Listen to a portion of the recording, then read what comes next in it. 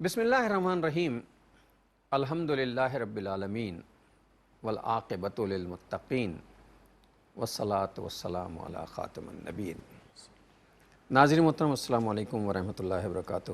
Programme سیرت النبی صلی اللہ علیہ وآلہ وسلم میں آپ کا خیر مقدم ہے۔ خیر مقدم میں نے اس لیے کہا کہ گفتگو کرتے وقت آخری پروگرام جب میں ختم کر رہا تھا تو یہ کہہ کے گیا تھا کہ یہ گفتگو وہیں سے شروع کریں گے جہاں سے ہم نے منقطع کی ہے، اور یہ ہوا تھا کہ صاحب جو خدمت خلق والا معاملہ ہے، لوگوں کی مدد کرو، اور اس پہ ایک شعر بھی پڑھا تھا کہ تم زمین والوں پہ رحم کرو تو اللہ عرش والا جو ہے وہ تم پہ عرش بنی پر رحم کرے گا۔ تو میں نے چلتے وقت ایک جملہ یہ کہا تھا کہ انشاءاللہ اگلا پروگرام ہوا زندگی بخیر رہی تو پھر ثابت کریں گے کہ رسول اللہ صلی اللہ علیہ وسلم نے دوسروں کی مدد کیسے کی یا مدد کرنے کی ترغیب جو ہے وہ کیسے دلائی۔ تو اس تسلسل کو برقرار رکھتے ہوئے میں نے آپ سے کہا کہ جناب میرے ساتھ جو ہیں ہم سب کے پسندیدہ اسکالر جناب شجاع الدین شیخ صاحب تشریف فرما ہیں۔ پچھلے پروگرام کا ریکیپ لیتے ہیں ان سے چل کے، اور پھر جو ہے اگلے پروگرام کی طرف چلتے ہیں۔ پچھلے پروگرام میں ہم نے حالات حاضرہ کے تناظر میں بہت سی باتیں کی تھیں کہ جو اس وقت مشکل میں مبتلا ہیں ان کی مدد کرنی چاہیے، جن کو اللہ تعالیٰ نے بہت کچھ دیا ہے وہ آزمائش میں ہیں، اور جن لوگوں کو کچھ نہیں دیا ہے وہ بھی آزمائش میں ہیں، وہ صبر کی آزمائش میں ہیں، انہیں شکر کی آزمائش سے گزرنا ہے۔ تو ایک دوسرے کے ساتھ تعاون کریں تاکہ اللہ تعالیٰ کے ہاں جو حساب کتاب ہے وہ معاملہ بیلنس رہے۔ تو شجاع صاحب سے ریکیپ لیتے ہیں، پھر انشاءاللہ آگے کی طرف چلتے ہیں۔ السلام علیکم۔ وعلیکم السلام ورحمۃ اللہ وبرکاتہ۔ کیسے مزاج؟ الحمدللہ، آپ خیریت سے ہیں؟ الحمدللہ، اللہ کا شکر ہے۔ بات یہاں پہ ختم ہوئی تھی جہاں سے شروع ہونی ہے۔ صحیح۔ بسم اللہ الرحمن الرحیم، اللہم صلی علی محمد وعلی آل محمد وبارک وسلم، رب یسر ولا تعسر وتمم بالخیر، آمین یا رب العالمین۔ ڈاکٹر صاحب جزاک اللہ خیراً۔ جیسے کہ آپ نے انٹرو میں فرمایا کہ گزشتہ نشست میں ہم نے صبر اور شکر کے تعلق سے کلام کیا۔ زندگی امتحان کے لیے جو بیت رہا ہے وہ امتحان ہے، کبھی شکر کا بلکہ اکثر شکر کا امتحان ہے، اور کبھی کبھی صبر کا بھی امتحان آتا ہے۔ اور مؤمنانہ طرز عمل یہی ہے کہ نعمت پر شکر اور مصیبت پر صبر کا مظاہرہ ہونا چاہیے۔ موجودہ حالات میں جو سیلاب کی تباہ کاریاں ہیں اس پر ہم نے کلام کیا کہ ایک طرف ہماری یہ نااہلی بھی، بیڈ گورننس بھی، اور متعلقہ اداروں کے افراد کی نااہلی بھی اس کا ایک بہت بڑا سبب ہے کہ نقصانات اس قدر بڑے پیمانے پر ہوئے۔ دوسری طرف ہم پر یہ آزمائشیں بھی ہیں اللہ تعالیٰ کی طرف سے، اور ڈرنا چاہیے کہ ہمارے گناہوں اور کرتوتوں پر اللہ کا غضب نہ ہو۔ تو ہم نے گزشتہ پروگرامز میں توبہ کی طرف توجہ دلائی ہے، استغفار کی طرف توجہ دلائی، اور کیونکہ مسئلہ قومی سطح کا ہے تو توبہ انفرادی کافی نہیں، اجتماعی توبہ کی ضرورت ہے۔ اور اجتماعی توبہ ہے کہ مملکت خدا داد پاکستان کو ہم نے اللہ کے نام پر، دین اسلام کے نام پر، قرآن و سنت کے احکام کی بالادستی کے نام پر لیا، اور آج دھڑلے سے ہم ان کی خلاف ورزی کرتے چلے آئے ہیں۔ تو ہمیں اجتماعی توبہ کرنی ہے، اور وہ ہے اللہ کی شریعت کا نفاذ اس مملکت خدا داد میں ہونا چاہیے۔ یہ ہم نے پچھلے پروگرام سے بات کی۔ گزشتہ پروگرام میں ہم نے بڑا حصہ گفتگو کا رکھا صبر کے موضوع پر، اور خاص طور پر ہمارے وہ بھائی اور بہنیں جو گھروں سے بے گھر ہیں اور مصائب کا شکار ہیں، کھلے آسمان تلے زندگی گزار رہے ہیں، کئی مرتبہ ان کو امداد کے لیے انتظار ہی کرنا پڑتا ہے۔ اس تناظر میں بھی ہم نے کہ مشقتیں، یہ مصائب، یہ مسائل، یہ آزمائشیں، ان میں اللہ تعالیٰ نے اجر و ثواب بھی رکھا بشرطے کہ بندہ صبر کا مظاہرہ کرے۔ تو کئی احادیث جس میں علاج سے گزرنے والے کے لیے صبر، جس کی دعائیں قبول نہیں ہوتی اس کے لیے آخرت میں اجر کا معاملہ، اور اسی طریقے پر علاج کے صبر پر اجر کا معاملہ، اسی طرح مشقتیں جھیلنے پر صبر کا معاملہ، چراغ بجھ جانے پر صبر کرنے کا معاملہ، پیر میں کانٹا چبھ جانے پر صبر کا معاملہ، یہ صبر کا وعد و نصیحت ہم نے پچھلے پروگرام میں بیان کیا، اس وضاحت کے ساتھ کہ ان کے لیے صبر کا امتحان ہے، مگر ہم وہ لوگ جو براہ راست متاثرین میں شامل نہیں ہیں ان کے لیے شکر کا امتحان ہے کہ اللہ کی نعمتیں ہمارے پاس فراوانی کے ساتھ اس کا شکر ادا کریں۔ اور اس شکر کا ایک بہت بڑا تقاضا ہے کہ ان بے آسرا لوگوں تک یا امداد کے منتظر لوگوں تک ان کا حصہ نکالے، اور کیونکہ ہنگامی معاملہ ہے تو ہلکا پھلکا نہیں، جو اللہ نے توفیق دی ہے آگے بڑھ کر راہ خدا میں ہم خرچ کریں، تو یہ ہمارا بھی امتحان ہے۔ البتہ ساتھ یہ بھی کہا کہ صبر کے درس دینے کا مطلب یہ نہیں ہے کہ ماضی کی غلطیوں کی اصلاح نہ کی جائے، کوتاہیوں کی اصلاح نہ کی جائے، یا جو متعلقہ ذمہ داران اور ادارے ہیں ان پر نکیر نہ کی جائے اور ان کو ان کے فرائض کے انجام دینے پر متوجہ نہ کیا جائے، وہ بھی ضروری ہے، اور اس پر بھی ہم نے پچھلے پروگرام میں کلام کیا۔ اور ہم وہ لوگ جو میں پھر کہہ رہا ہوں جو براہ راست متاثرین میں نہیں، انہیں شکر کا یہ تقاضا بھی پورا کرنا ہے کہ راہ خدا میں خرچ کر کے مخلوق خدا کے کام آنے کی ہم کوشش کریں۔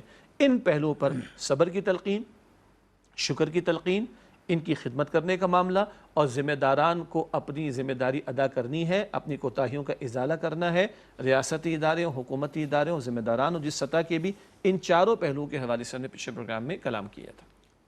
ناظرین محترم، یہ تو پچھلے پروگرام کا ریکیپ تھا، اور جو آخری جملہ تھا میرا پچھلے پروگرام میں چلتے وقت یہ کہ ہم رسول اللہ صلی اللہ علیہ وسلم کی حیات طیبہ سے جو ہے وہ ریفرنس آپ کے سامنے پیش کریں گے کہ دوسرے کے لیے سفارش کرنا، کسی کام کی نیکی کی سفارش کرنا یا اس کی بھلائی کے لیے سفارش کرنا اور اس کی مدد کرنا رسول اللہ صلی اللہ علیہ وسلم کی حیات طیبہ سے ثابت ہے۔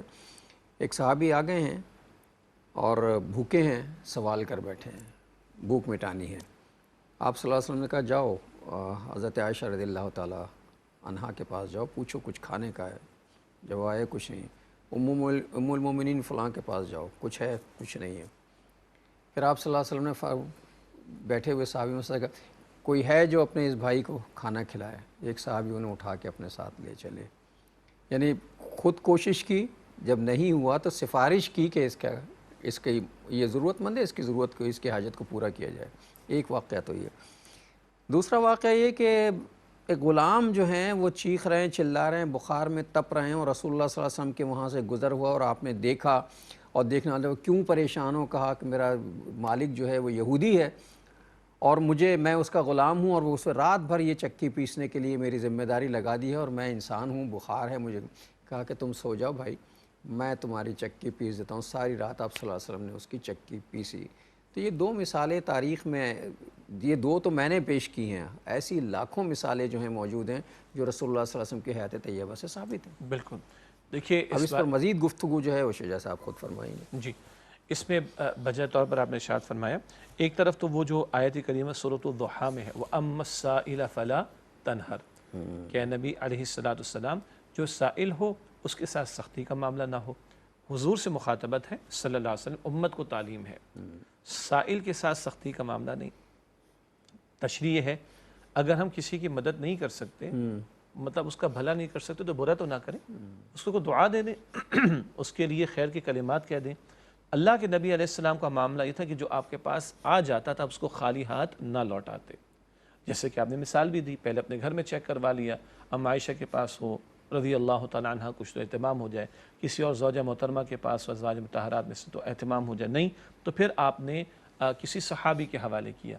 مشہور واقعہ اسی کے تسلسل میں وہ بات ہے نا، بھئی کون ہے جو آج ان کی مہمان نوازی کا فریضہ انجام دے گا، اور وہ صحابی ان مہمان کو لے کر اپنے گھر آ گئے اور گھر میں کچھ نہیں، کھانے کو ان کے گھر بھی نہیں ہے۔ ہاں جی، تو بچوں کو کسی طرح بہلا کر سلایا گیا، کھانے کا وقت آیا تو اہلیہ سے پہلے کہہ دیا کہ چراغ بجھا دیا جائے، اور یہ مہمان سیر ہو کر کھائے گا، ہم نے ہاتھ نہیں لگانا، ہم نے بس منہ چلانا ہے، ہاتھ چلانا ہے۔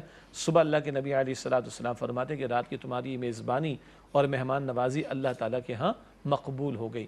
انہی صحابہ کرام اس طرح کے طرز عمل پر قرآن کریم سورۃ الحشر میں فرماتا ہے کہ وَيُؤْثِرُونَ عَلَىٰ أَنفُسِهِمْ وَلَوْ كَانَ بِهِمْ خَصَاصَةٌ، اپنے اوپر وہ دوسروں کو ترجیح دیتے ہیں خواہ خود کتنے ہی ضرورت مند کیوں نہ ہوں۔ یہ حضور کی تربیت ہے صلی اللہ علیہ وسلم، اپنے حصے کا بھی دوسرے کو دیا جا رہا ہے۔ یہ حضور کے صحابہ کی کیفیت ہے، تو حضور کا اپنا کیفیت کا معاملہ کیا ہوگا۔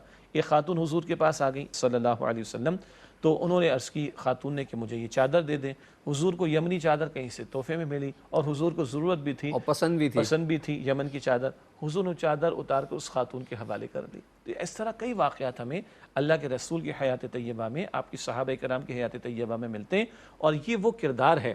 دیکھیے اس کردار کے بغیر دین کی دعوت کا کام نہیں ہو سکتا، یہ قیادت کا کردار ہے۔ جی، اس کردار کے بغیر تبلیغ دین کا کام نہیں ہو سکتا، اس کردار کے بغیر امامت کی ذمہ داری جس کو آپ نے قیادت کہا، خلافت کی ذمہ داری جس کو آپ نے قیادت کہا، وہ ادا نہیں ہو سکتی۔ تو یہاں سے موضوع اور کھل جاتا ہے کہ اگر ہم لوگوں کو آخرت کی طرف متوجہ کرنا چاہتے ہیں، ہم لوگوں کو اللہ سے جوڑنا چاہتے ہیں، آخرت کے عذاب سے بچانا چاہتے ہیں، جہنم کی آگ سے بچانا چاہتے ہیں، تو ان کی جو دنیا کی چھوٹی چھوٹی سی ضروریات اور مسائل ہیں، ہمیں ان کی بھی فکر کرنی ہوگی۔ ایگزیکٹلی، یہ آپ نے ایک نیا موضوع چھیڑا ہے۔ جی، اگر آج میں کسی کی وقت کی چھوٹی سی ضرورت کی فکر نہیں کر سکتا، تو جو اس کی سب سے بڑی ضرورت ہے آخرت کے اعتبار سے کہ وہ جہنم کی آگ کا نوالا نہ بنے، کیسے میں اس کی فکر کر سکوں؟ وہ آپ کی بات ہی نہیں سنے گا، نہیں سنے گا، کہے گا میرے پیٹ میں آگ لگی ہوئی اور ہے، تم مجھے آگ سے بچانے کی میں بات بھوک سے مر رہا ہوں، میرے پیٹ میں انگارے بھرے ہوئے ہیں اور تم مجھے ان انگاروں سے بچانے کی کوشش کر رہے ہو۔ انسان کی فطرت ہے، جی ضرورت مند آدمی کے سامنے اگر آپ اس کی ضرورت سے ہٹ کر کوئی بات کریں، وہ اسے سننے اور ماننے کو تیار نہیں ہوتا۔ تو یہ کہ اس کے سامنے نہ تواضع و نصیحت ہو سکتی، نہ کوئی کام ہو سکتا، اس کے تو بنیادی مسائل۔ ہمارے ساتھ کیا مسئلہ ہے؟ ہمارے ساتھ سب سے بڑا مسئلہ یہی ہے کہ ہماری جتنی قیادتیں ہیں، پارٹیوں کی قیادتیں، اس سے مراد اب وہ سیاسی پارٹیاں نہیں ہیں، مذہبی پارٹیاں بھی ہیں، سوشل ویلفیئر کی پارٹیاں بھی ہیں، سیاسی پارٹیاں سارے، تو یہ ہوتا ہے کہ وہ لوگوں سے بس اوپر کی باتیں تو کر رہے ہوتے ہیں، لیکن ان کے ذاتی مسائل کو ٹچ کرنے کی کوشش نہیں کرتے۔ نتیجہ یہ ہوتا ہے کہ لوگ ان کے قریب نہیں آتے، ان کی بات ان کے سر پر سے گزر جاتی ہے۔ وہ ساری چیزیں انہیں جو ہیں وہ لگتا ہے، بالکل ایسا لگتا ہے، مجھے معاف کیجیے گا، ایک میں بہت ہی عجیب جملہ کہہ رہا ہوں جو شاید آپ کو اچھا نہ لگے، کہ وہ یہ کہتے ہیں کہ یار یہ خوشحال لوگ مفلوق الحال لوگوں کو صرف درس قرآن دیتے ہیں، یہ معاملہ ہو جاتا ہے۔ خوشحال لوگ مفلوق الحال لوگوں کو درس قرآن دیتے ہیں بجا اور کچھ نہیں کرتے۔ بجا تو بہرحال اس پہلو کے اعتبار سے بھی توجہ کرنے کی ضرورت ہے۔ البتہ اس کے کچھ اور گوشوں کو آگے ہم کھولیں گے۔ ایک ہے انسان کی بھوک کا مسئلہ، انسان کی پیاس کا مسئلہ، انسان کے لباس کا مسئلہ، انسان کی بیماری کا مسئلہ، یہ اس کی مادی حاجات ہیں اور یہ وقتی ہیں۔ دنیا عارضی ہے تو زندگی بھی عارضی ہے، تو یہ حاجات بھی عارضی، مگر یہ اہم ہیں، اس کی نفی نہیں کی جا سکتی۔ اگر ایک آدمی کو بھوک پریشان کر رہی تو پھر وہی بات ہے، وہ واضح نصیحت کی بات کیسے سنے گا؟ وہ تو روٹی مانگے گا۔ ایگزیکٹلی، تو اس کو بھی کیٹر کرنا چاہیے۔ اور ہاں، اللہ کے نبی علیہ السلام نے انفرادی طور پر اور آپ کے صحابہ کرام کو آپ نے توجہ دلائی کہ ہر شخص اس کام میں اپنا حصہ ڈالے۔ یہی وجہ ہے مکی دور میں جو صورتیں نازل ہوئیں، مکہ مکرمہ میں 2/3 قرآن پاک نازل ہوا، اس میں شریعت کے احکامات میں سے نماز کا حکم ہے، کچھ صدقے کی تعلیم ہے، اور کچھ اخلاقی ہدایات، اور کچھ رشتہ داروں کے ساتھ اور لوگوں کے ساتھ بھلا سلوک کرنے، یتیم محتاجوں کے ساتھ بھلا سلوک کرنے کی تعلیم ہے۔ شریعت کے احکامات کا بڑا حصہ تو مدنی صورتوں میں آ رہا ہے، تو وہ ایمان کے فوراً ساتھ نماز بھی ہے، اور نماز فرض ہے، کوئی شک نہیں اس میں، فوراً ساتھ مخلوق خدا کے ساتھ بھلا سلوک کرنے کی تعلیم آ رہی ہے۔ یہ اخلاق کی تعلیم، یہ خدمت خلق کی تعلیم بالکل اولین دور کی رہنمائی میں موجود ہے، اور یہ وہ پہلا اسٹیپ ہے مخلوق خدا کے دل کو مائل کرنے کا۔ قائل تو بعد میں ہوں گے، مائل کرنے کا۔ دیکھیے مسئلہ ایسا ہے، ابھی شجاع صاحب نے ایک جملہ کہا تو مجھے کچھ چیزیں یاد آئیں کہ اصل میں بنیادی کام یہی ہے، واعظین کا بھی، قائدین کا بھی، کہ پہلے وہ لوگوں کو مائل کرتے ہیں، پھر انہیں دلیلیں دے کے قائل کرتے ہیں، پھر اپنے عمل سے انہیں گھائل کرتے ہیں۔ ایک وقفہ لے لوں پھر آگے بات کرتے ہیں۔ السلام علیکم ورحمۃ اللہ وبرکاتہ، ویلکم بیک ناظرین۔ وقفے کے بعد پروگرام سیرت النبی صلی اللہ علیہ وآلہ وسلم میں آپ کا خیر مقدم۔ بات یہ ہو رہی تھی کہ اپنے عمل سے لوگوں کو مائل کیجئے۔ اچھا، یہ ضروری نہیں ہے کہ وہ بھوکا ہی ہے تو آپ یہ بھوکے کو پہلے کھانا کھلا دیں اور یہ کریں۔ بھوک تو ہر آدمی کا بنیادی مسئلہ ہے، بلکہ ہر جاندار کا بنیادی مسئلہ ہے۔ وہ پیٹ بھرا ہے تب بھی اس کے ساتھ معاملہ دوسری نوعیت کا کریں۔ رسول اللہ صلی اللہ علیہ وسلم نے جب دعوت دین دینا شروع کی تھی تو سب سے پہلے دعوت کا اہتمام کیا تھا، دسترخوان کے ذریعے اور پیٹ کے ذریعے جو ہے وہ پیغام پہنچانے کی کوشش کی جاتی ہے۔ انسان کی فطرت کا تقاضا ہے، کیا کیا جائے۔ بالکل، تو یہ پہلو بھی دعوت دین کا کام کرنے کے دوران میں اہم ہے، اور یہ تو انسانی اخلاق کا تقاضا بھی ہے، اور پھر صاحب ایمان بندہ ہو تو اس کے تو ایمان کا تقاضا ہے کہ وہ مخلوق خدا سے بھلا سلوک کرے۔ یہ بات ہم نے پہلے بھی کی، لیکن آج موضوع تو پھر دہرائیں گے۔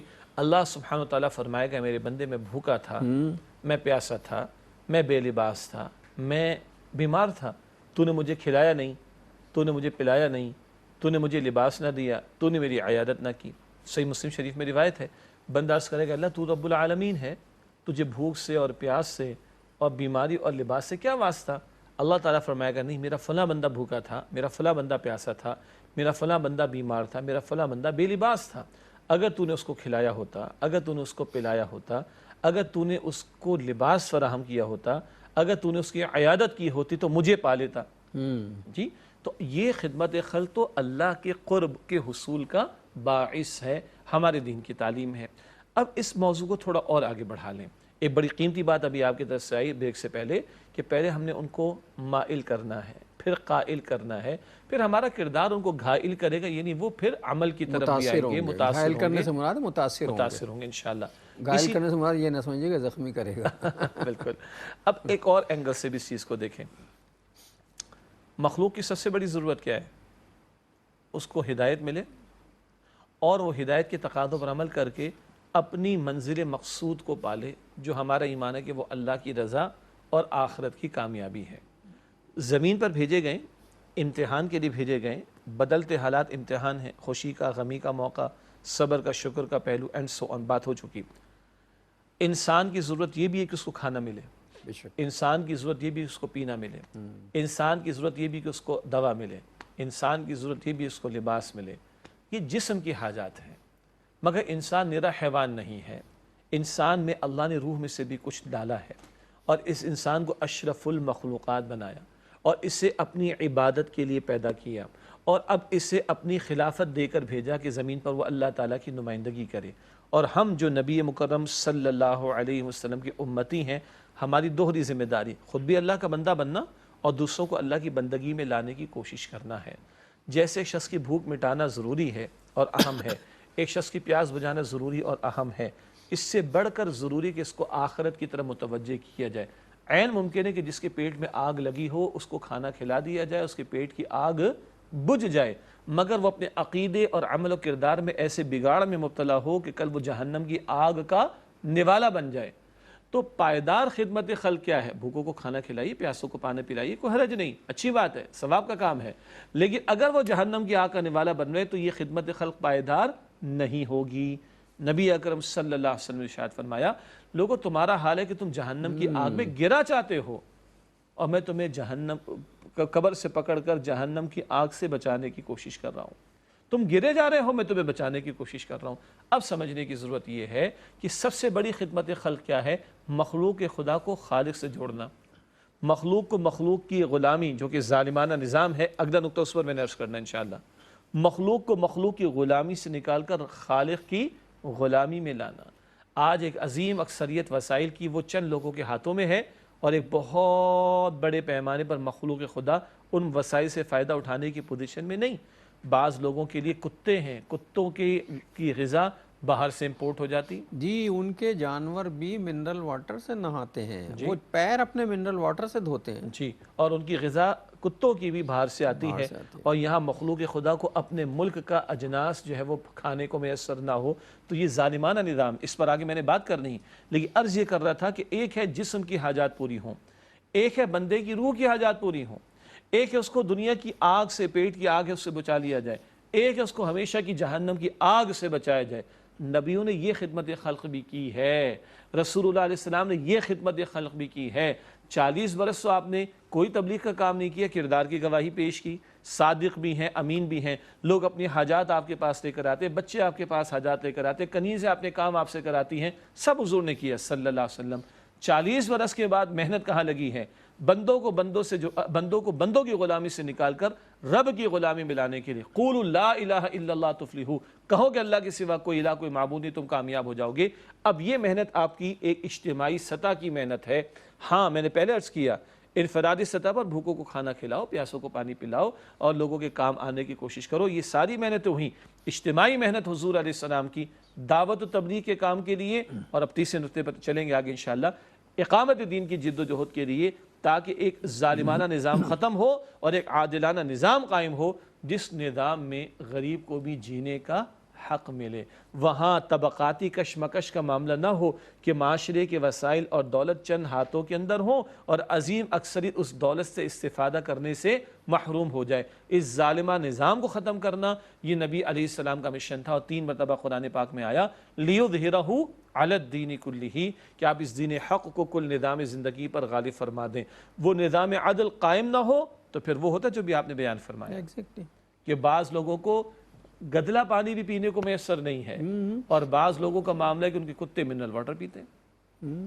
ہم نے اپنی آنکھوں سے دیکھا ہے، اور آپ نے بھی دیکھا ہوگا، یہ کوئی ڈھکی چھپی بات نہیں ہے۔ ہم جیسے جہاں کے رہنے والے ہیں، جس ملک کے رہنے والے ہیں، عجیب و غریب قسم کا، متضاد قسم کا نظام جو ہے قائم ہے۔ یہ جو اس وقت آزمائش آئی ہے، لوگ جو خدمت خلق کے محتاج ہو گئے ہیں کہ ان کی کوئی مدد کرے، یہی موقع ہے کہ جب لوگوں کو یہ سمجھایا جائے کہ آج تم جس حال میں ہو، اللہ کے بند ہو، اللہ تم پر رحم کرے، یہ ہماری طرف سے تمہاری مدد ہے، اللہ کی طرف رجوع کر لو، واپس آ جاؤ، لوٹ آؤ۔ اس لیے کہ جب اللہ کی طرف لوٹو گے اور دین کی طرف آؤ گے تو پھر تمہارے ساتھ وہ مساوات کا عمل ہوگا جو دین کی تعلیم ہے بنیادی طور پر۔ مساوات کا عمل اس وقت تک نہیں، دینی مساوات کی بات کر رہا ہوں، اس وقت تک ممکن نہیں ہو سکتا جب تک اللہ کی طرف رجوع نہیں کریں گے، اللہ کے دیے ہوئے نظام کے تحت زندگی نہیں گزاریں گے۔ زندگی میں یہی صورتحال رہے گی، جو غریب ہے وہ غریب تر رہے گا، جو امیر ہے وہ امیر تر ہوگا۔ اس لیے واپس لوٹنا پڑے گا اس دین کی طرف کہ جو امیر اور غریب کی تفریق مٹا کے محمود و ایاز کو ایک صف میں کھڑا کر دیتا ہے۔ تو اب ہے تیسرا مرحلہ۔ پہلا مرحلہ انفرادی سطح پر اللہ کے رسول، سیرت کا پروگرام ہے نا، تو سیرت سے رہنمائی لینی ہے۔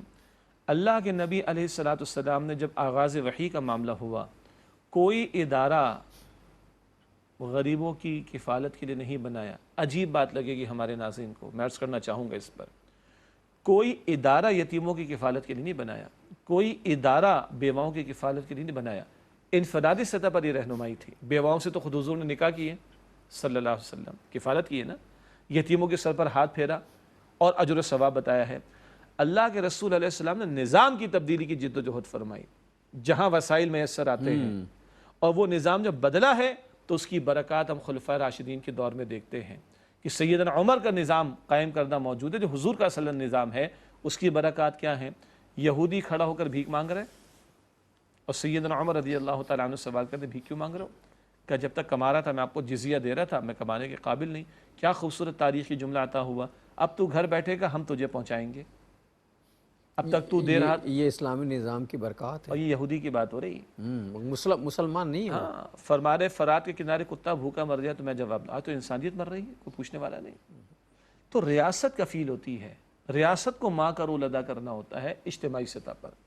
اس اجتماعی سطح پر اللہ کے نبی علیہ السلام نے نظام قائم کیا، جس کی برکات سیدنا عمر رضی اللہ تعالیٰ عنہ کے دور میں بھی ہیں، اور سیدنا عمر بن عبدالعزیز رحمۃ اللہ علیہ کا دور آتا ہے تو کیا اناؤنسمنٹ ہوتی ہے؟ بھائی زکوٰۃ بہت موجود ہے بیت المال میں، کسی کو چاہیے تو آ کے لے لے۔ زکوٰۃ دینے والے موجود ہیں، لینے والا موجود نہیں۔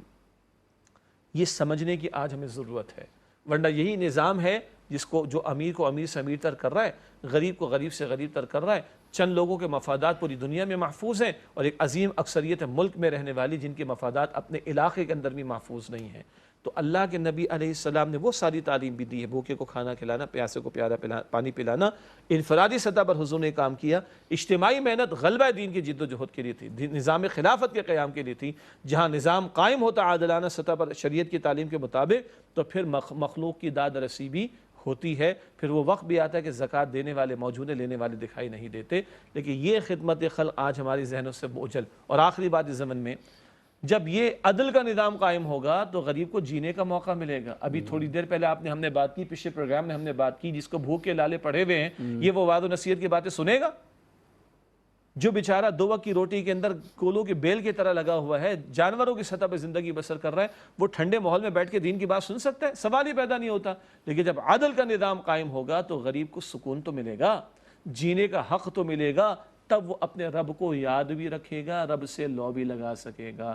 تو ظالمانہ نظام امیر کو امیر سے امیر تر بنا کر دولت کے نشے میں مبتلا کر کے اس کو بھی آخرت سے غافل کرتا ہے، اور ظالمانہ نظام غریب کو جانوروں کی سطح پہ زندگی بسر کرنے پر مجبور کر کے آخرت سے غافل کرتا ہے۔ اس ظلم کا نظام ہر ایک کے لیے بربادی کا سامان بنتا ہے۔ عدل کا نفاذ ہوگا تو امیر بھی دولت کے نشے میں نہیں، آخرت کا فکر مند ہوگا، اور غریب بھی کولوں کے بیل کی طرح کام نہیں کرے گا، اس کو بھی جینے کا حق ملے گا، تو وہ اپنی آخرت کی فکر کر سکے گا۔ یہ سب سے پائیدار اور بڑی خدمت خلق ہے جو محمد مصطفیٰ صلی اللہ علیہ وسلم فرما گئے، عدل کے نظام کو قائم فرما کر۔ یہ ایک ایسا نظام ہے کہ جو اگر قائم ہو گیا تو سارے معاملات جو ہیں وہ بہتر ہو جائیں گے۔ سمپل سی اگزامپل ہے، ہمارے استاد ڈاکٹر اسرار صاحب مثال دیتے تھے رحمۃ اللہ علیہ، کہ 2 فوجوں کے درمیان جنگ ہو رہی تھی، تو ایک فوج کے سپاہی نیچے تھے اور دوسری فوج کے سپاہی وہ پہاڑ پر تھے۔ پہاڑ پر سے توپ کے گولے برس رہے ہیں، تو نیچے والوں کے 50 مر جاتے ہیں، 50 زخمی ہو جاتے ہیں، ان کو ہاسپٹل پہنچاتے ہیں۔ پھر وہ توپ کے گولے برساتے ہیں، 50 مرتے ہیں، 50 زخمی، ہاسپٹل بھر گیا۔ اور کتنے مردے اٹھاؤ گے، کتنے زخمی اٹھاؤ گے؟ تو کسی نے کہا ہمت کر کے جا کے اس توپ والے کو مارو نا، جو اوپر سے توپ کی گولے برسا کر ساروں کو مار رہا ہے۔ تو ہمت کر کے جا کے کچھ لوگوں نے توپ والے کو مار ڈالا، تو تب جان بخشی ہوئی۔ تو آج مسئلہ یہ ہے کہ ایک توپ لگی ہوئی ہے، ایک توپ لگی ہوئی ہے، دھڑا دھڑ گولے برسائے چلے جائے، ظلم کا نظام ہے۔ ناظرین ایک وقفہ لے لیں پھر آ کے بات کرتے ہیں۔ السلام علیکم ورحمۃ اللہ وبرکاتہ، ویلکم بیک ناظرین۔ وقفے کے بعد پروگرام سیرت النبی صلی اللہ علیہ وآلہ وسلم میں آپ کا خیر مقدم ہے۔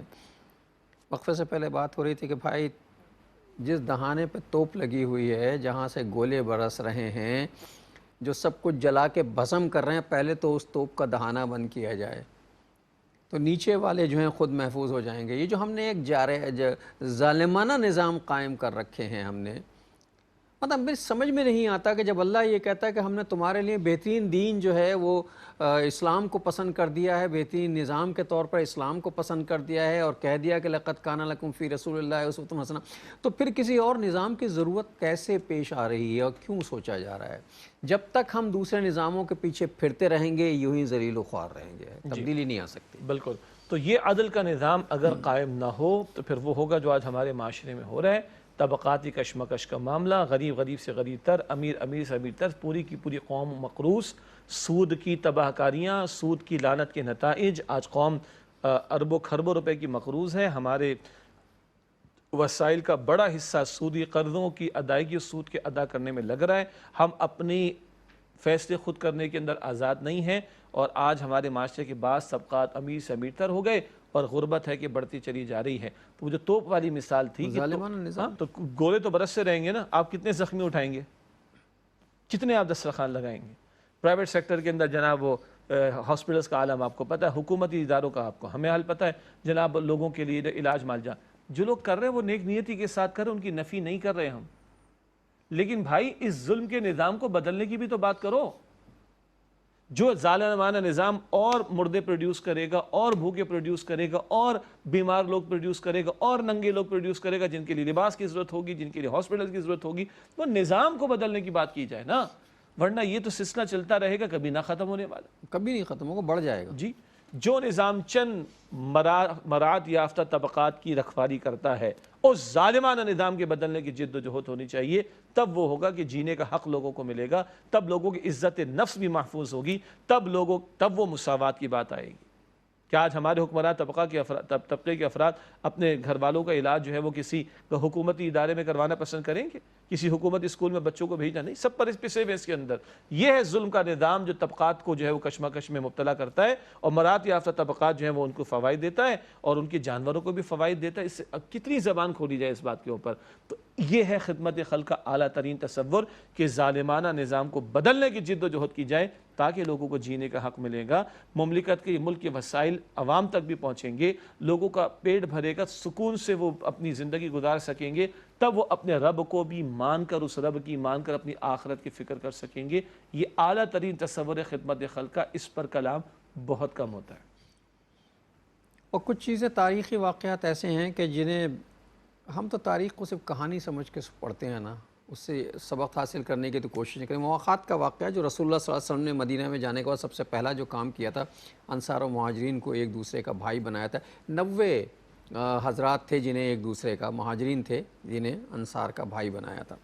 ان 90 میں ایک صاحب ایسے بھی تھے جو انصار میں بہت امیر و کبیر تھے، اور مہاجر دوست جو ان کے بنائے گئے تھے، بھائی بنائے گئے تھے، ان سے انہوں نے کہا کہ میں انصار کا معزز ترین اور امیر ترین آدمی ہوں، تو رسول اللہ صلی اللہ علیہ وسلم کی ہدایت کے مطابق میرا آدھا مال جو ہے تم لے لو، میرے آدھے جائیداد جو ہے وہ تم لے لو۔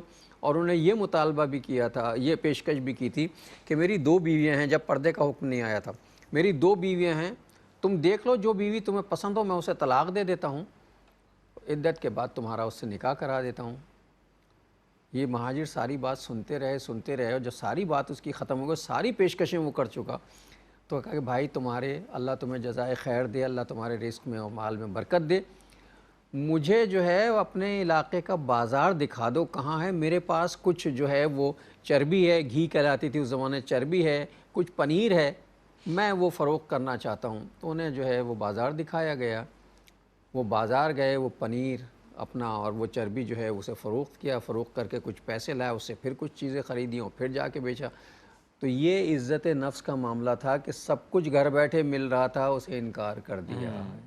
یہ ایک تربیت کا نتیجہ تھا۔ بالکل اپنے پیروں پر کھڑا ہونا، حالانکہ بالکل قلاش تھے، دوسروں کے لیے بوجھ نہ بننا، بوجھ نہ بنے، بلکہ جب کمانا شروع کیا تو آگے راہ خدا میں خرچ کرنا بھی شروع اور واپس لوٹانا بھی شروع کیا، کر دیا۔ راہ خدا میں خرچ کرنا کیا۔ ہم دسترخوان پہ دسترخوان لگائے جا رہے ہیں، آج تو آدھا شہر جو ہے وہ دسترخوانوں سے سج گیا ہے، اور کھانے والوں کی تعداد جو ہے وہ پھر بھی کم نہیں ہو رہی، پیٹ کسی کا بھی نہیں بھر رہا، دسترخوان اتنے لگ رہے ہیں، پیٹ کسی کا بھی نہیں بھر رہا۔ بہرحال تو اس میں یعنی ہماری بات بڑی ہم نیک نیتی سے کر رہے ہیں، اور جو نیک نیتی سے کام کرے اس کا اجر اللہ کے محفوظ اجر تو ملنا ہے، ظاہر ہے، کسی بھوکے کو کھلانے کا اجر تو ملنا ہی ملنا ہے، اس کی نفی نہیں ہے معاذ اللہ، لیکن جو اصل کرنے کا کام ہے نا، وہ توپ کے گولے، وہ ظالمانہ نظام جو بھوکے پروڈیوس کرتا چلا جا رہا ہے، جو بھوکے پروڈیوس کرتا چلا جا رہا ہے، جو مظلوموں کی تعداد کھیپ کی کھیپ تیار کرتا چلا جا رہا ہے، اس توپ کے دہانے کے اوپر جا کے کوئی بمبارڈمنٹ کرے، اس توپ کو بند کرے، اس توپ والے کو مارے، اس توپ کو توڑے، تاکہ ظلم کا نظام ختم ہوگا، تب عادل میسر آئے گا انشاءاللہ تعالیٰ،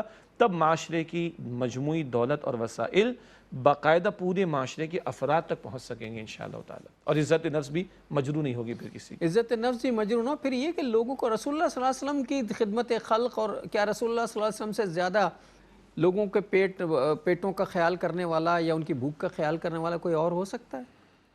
کہ آپ تو مقروض ہو جاتے تھے، اور قرض کس چیز میں ملتا تھا کہ سائل آتا تھا مانگنے کے لیے، آپ کو پیسے نہیں ہوتے تھے، آپ قرض لے کے پیسے دیا کرتے تھے، یعنی لوگوں کو کھلانے میں، ان کی خدمت خلق کرنے میں، ان کی بھوک مٹانے میں آپ مقروض ہو جاتے تھے، اور وہ قرض ادا کرتے تھے پھر باقاعدہ۔ تو یہ رسول اللہ صلی اللہ علیہ وسلم سے زیادہ، لیکن کیا ہوا کہ جب رسول اللہ صلی اللہ علیہ وسلم سے سوال کیا گیا تو آپ نے کہا گھر میں کیا ہے، 2 برتن ہیں، لے آؤ، بیچنے کے بعد کہا جاؤ کلہاڑی خرید لاؤ، کلہاڑی اپنے دست مبارک سے دستہ ڈالا، کہا جاؤ لکڑیاں کاٹو۔ تو یہ صورتحال ہے، بالکل، یعنی عمل کی طرف راغب کیا جائے، لوگوں کو صرف کھانے پہ راغب نہ کیا جائے۔ آج یہ صرف کھلانے کی بات ہو رہی ہے نا، اگر لوگوں کو ان کے پیروں پر کھڑا ہونے کے لیے مدد فراہم کی جائے تو وہ کھائیں گے بھی اور کھلانے والے بھی بنیں گے، وہ کفالت کرنے والے بھی بنیں گے انشاءاللہ تعالیٰ۔ اور میں تو کہتا ہوں کبھی یہ آزما کے بھی دیکھیں، جن کو کھانا کھلا رہا ہے، جو کھانا کھانے پہ 1000 لوگ آتے ہیں، اگر ان سے کسی کام کے لیے کہا جائے نا کہ اس کھانے کے بعد یہ کام کرو، تو پھر دیکھو اگلے دسترخوان پہ کتنے لوگ آتے ہیں۔ مجھے معاف کیجیے گا، زندگی کی کچھ ریئلٹیز ہیں، انہیں فیس کرنا چاہیے، کچھ سچائیاں ہیں، انہیں ایکسیپٹ کرنا چاہیے نا، انہیں جو ہے وہ قبول کرنا چاہیے۔ اس دسترخوان پہ اگر 500 لوگ کھانا کھا رہے ہیں تو ان سے کہیے کھانا کھانے کے بعد یہ کام آپ لوگوں کو کرنا ہے، آپ دیکھیے کتنے لوگ بھاگ جاتے ہیں اور کتنے لوگ رکتے ہیں۔ بہرحال اس طرف توجہ کرنے کی ضرورت ہے، اور ایک وقتی ضرورت کا مسئلہ وہ اپنی جگہ پر ہے، لیکن جو اصل مسئلہ ہے نا، اور یہ بھوک صرف غریبوں کو اور انہیں بے کس لوگوں کو، مجبوروں کو نہیں لگتی، امیروں کو لگتی۔ مطلب میں یہ نہیں کہہ رہا خدا نخواستہ کھانا کھلانا بند کر دیں، کھانا کھلانا، بھائی بھوک تو مجھ جیسے کو بھی تو لگتی نا، اگر میں بھوکا ہوں تو مجھے بھی کھلا دیجئے تو ثواب تو میرا بھی ملے گا آپ کو۔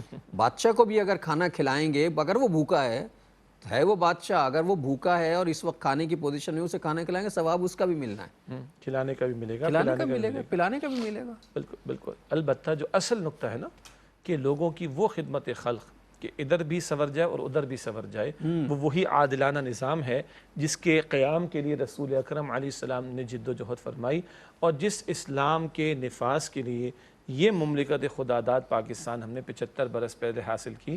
اقبال نے کہا تھا کہ دنیا کے مسائل کا حل شریعت کے نفاذ کے سوا کہیں نہیں، لیکن اسلامی شریعت کیسے نافذ کریں گے جب تک کہ اپنا خطہ زمین ہمارے پاس نہ ہو۔ قائد اعظم نے کہا تھا یہ پاکستان ایک تجربہ گاہ ہے کہ جہاں ہم دنیا کے سامنے اسلام کا نمونہ پیش کریں گے اور دنیا اس کو فالو کرے گی۔ قائد اعظم نے کہا تھا مغرب کے کیپٹلسٹ سسٹم نے، سرمایہ دارانہ نظام نے انسانیت کو غلام بنا چھوڑا ہے، آج ہم اس کے اثرات کے تحت ہیں۔ اب ہمارا فرض ہے کہ اسلامی معیشت کی عادلانہ تعلیمات کے مطابق ایک اجتماعی نظام پیش کریں دنیا کے سامنے، خلافت راشدہ سے اصول و رہنمائی لیں، اور آج کی عہد حاضر کی اسلامی فلاحی ریاست دنیا کے سامنے پیش کریں۔ یہ ہم نے اس کام کے لیے ملک لیا تھا، مگر آج کیا کہیں کہ اس بڑے مشن اور ویژن کو تو سامنے رکھنا دور کی بات ہے، ہم تو بڑی بیسکس کے اعتبار سے بھی بڑی دوری کے حامل نظر آتے ہیں۔ اللہ تعالی ہمیں توفیق دے کہ اس اصل کی طرف لوٹیں جو حضور کا مشن تھا صلی اللہ علیہ وسلم، نفاذ شریعت کا، نفاذ دین کا، نفاذ قیام خلافت، نفاذ خلافت کا مشن تھا حضور کا علیہ السلام، جس کے لیے مملکت خداداد پاکستان ہم نے حاصل کی۔ یہ فریضہ انجام دیں گے تو اللہ تعالیٰ کی رحمت متوجہ ہوگی، ادھر بھی معاملات سنوریں گے اور آخرت میں معاملات سنوریں گے انشاءاللہ۔ وہ تمام لوگ جو خدمت خلق کر رہے ہیں بہت اچھا کر رہے ہیں، اور نہ صرف یہ کہ اچھا کر رہے ہیں بلکہ اللہ تعالیٰ نے انہیں توفیق دی ہوئی ہے۔ ہر آدمی کو یہ توفیق بھی نہیں ملتی، اللہ تعالیٰ نے انہیں توفیق دی ہے، اور اس سے زیادہ بڑی نعمت جو اللہ کی، وہ انہیں درد دل دیا ہے۔ یہ درد دل کے تحت یہ سارے کام کر رہے ہوتے ہیں۔ نظام کی تبدیلی بہت ضروری ہے، موجودہ نظام سے چھٹکارا پانا بہت ضروری ہے۔ جی، اور اس نظام کے فرسودہ ہونے کے لیے 75 سال کی گواہی بہت بڑی گواہی ہے جو ہمارے سامنے موجود ہے۔ اب بھی اگر ہمیں سمجھ میں نہ آئے تو پھر عقل پر ماتم کرنے کے سوا کیا کیا جا سکتا ہے؟ ناظرین، آج اسی درد دل کی گفتگو کے ساتھ جو ہے آج کے پروگرام کا وقت ختم ہو رہا ہے۔ میں شجاع صاحب سے آج کی حدیث ہدیہ کروا دوں، پھر ہم آپ سے رخصت ہوتے ہیں۔ نبی مکرم صلی اللہ علیہ وآلہ وسلم نے ارشاد فرمایا ہے کہ اللہ سبحانہ وتعالیٰ اس قرآن کریم کی بدولت قوموں کو عروج عطا فرمائے گا اور اس کو ترک کر دینے کی وجہ سے ذلت اور رسوائی میں مبتلا کر دے گا۔ صحیح مسلم شریف کی روایت ہے، ہم بھی جب قرآن پاک کی طرف واقعتاً لوٹ کر اس کے نظام کی طرف آئیں گے تو اللہ دنیا میں بھی عروج عطا فرمائے گا انشاءاللہ۔ اور ناظرین محترم، اس کے ساتھ ہی ہمارے آج کے پروگرام کا وقت ختم ہوا۔ جناب شجاع الدین شیخ اور اپنے میزبان ڈاکٹر محمود غزنوی کو اگلے پروگرام تک کے لیے اجازت دیجیے۔ اللہ نگہبان، والسلام علیکم ورحمۃ اللہ وبرکاتہ۔